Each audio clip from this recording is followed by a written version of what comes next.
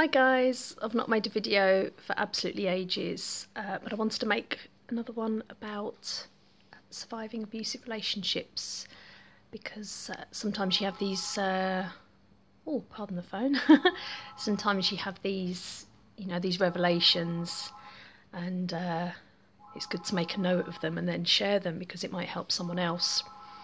And I know lots of people who are going through this kind of thing, or they've come out of abusive relationships. So I just wanted to share this little insight about the stark reality of being in an abusive relationship and thinking you can thrive, or thinking it'll be okay, or thinking it will change, or thinking that somehow you can thrive as a person whilst in a relationship with someone who is abusive, someone who is controlling, someone who is, whether someone is verbally abusive, physically abusive, sexually abusive, has narcissistic tendencies, is a narcissist, has a personality disorder. So anyway, these are the two outcomes, really. If you're with someone and they have a pattern of abuse, they have a pattern of control, okay, and you think it'll be okay and you can thrive, well, here are the only two real outcomes if you stay. Now, the only common sense thing is to leave, and maybe you'll understand why when you hear the two outcomes. So the two outcomes are: you stay and you are completely subservient. You never defy that abuser. You never argue. You never confront. You never ask them why. You never question anything.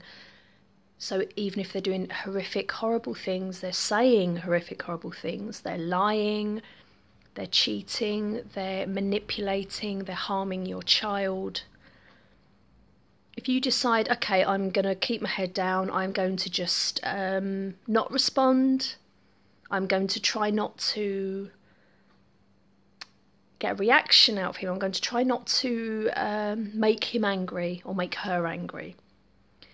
So if you carry on like that, what's happening is that you are tolerating abuse, and that will affect you over time. It will affect you over time. It will affect your confidence. It will affect your mental health. Because if you think about it, if you're the kind of person who's happy to stay in a situation like that and believe it's a relationship, then there's something very wrong anyway. I mean, there's something very wrong, and you have to get help. You have to look at yourself, look at why you would stay with someone and be happy for them to treat you like that. Relationships are supposed to be two-way loving things, so why would you stay in something like that? So that's the first outcome. You tolerate the abuse, you try not to wind that person up, and what happens over time, it will affect you. You will never thrive. It will affect you, because they will only be happy when you are subservient, when you never question them, when you do everything they want, when you let them do what they want. But they can never be happy, because narcissists can never be happy. So it's a never-ending battle. It will never end, and it will impact on you. It will impact on you because they will think they can control you, and they won't stop. They cannot stop. The pattern, their pattern involves everyone around them that they want to control, manipulate. That pattern spans out to everyone. It's not just you, but you will be getting the brunt of it as a romantic partner. So that's the first outcome. You stay and you tolerate it, and you wither away into a shell of a person, into a husk, someone who is not allowed to have your personality, someone who's not allowed to have your own hopes and dreams and achievements and opinions and friends and successful career and hobbies and all the things that make you happy. Those things will be a threat to the narcissist. So all those things will have to go, and you'll end up with nothing. If you want to try and make the narc happy, and you believe that completely becoming subservient will make them happy, then you will lose your family, your friends, your job, your career, your goals, your dreams, your happiness, your everything that makes you you. You will lose it. The other alternative is that you stay in the relationship and you fight. You stand up for yourself. You are assertive. You question things. You ask why. You try and put that person right. You try and talk about things. You try and say, well, I don't think this is right. Now, that seems like a normal right that everyone has in a relationship. If you don't agree with something, you can talk about it as two human beings. But here's the thing.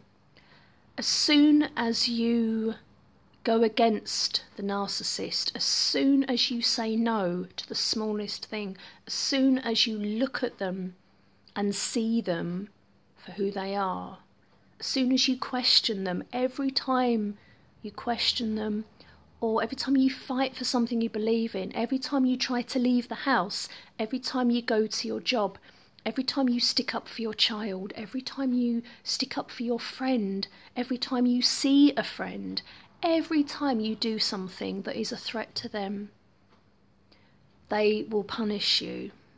And the punishment will not necessarily be obvious. Punishment can be, with covert narcissists, they're the worst. So they'll be doing 100 things behind your back that you don't know about. They will be lying to you, lying about you to your friends and family, lying to you about your friends and family, convincing you that people don't like you, convincing you your family are lying to you, trying to persuade you that you're no good at your job and that you're not very good at this and you should just stay at home and you're not good at that and you're no good at anything, and what they're trying to do is make you rely on them so that they are the centre of your world. So these are the two outcomes. You stay and you keep your head down and you lose yourself. Why would anybody want that? Why would any human being want to stay with someone who makes them lose themselves and lose their spirit? Or you stay and you fight, thinking you can change that person or make them better or make the relationship better or get them to see that you are a human being. It won't happen. It cannot happen because they are not capable of seeing other people as human beings. They lack empathy.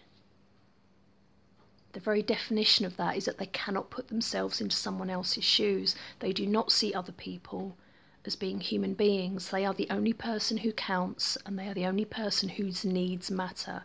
Your needs will never matter. Your feelings will never matter.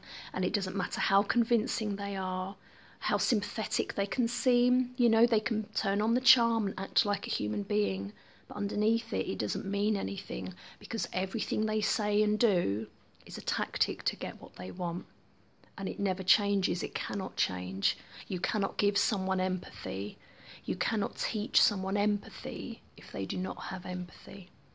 And you can try for 1,000 years to convince someone, to reason with them, to be logical, to present them with information, with facts, to get them help, get them into therapy.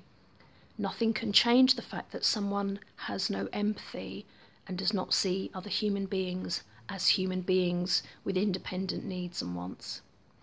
So I hope this has helped somebody, and I hope this makes it clear that if you're in a relationship like this where you have lost yourself or you are losing yourself to try and make this person happy, that there are only two alternatives. You can basically wither away, or you can fight, and you'll get killed in the process. Spiritually, you'll get killed, possibly physically, because these people can be dangerous, they can be violent, and domestic violence does escalate.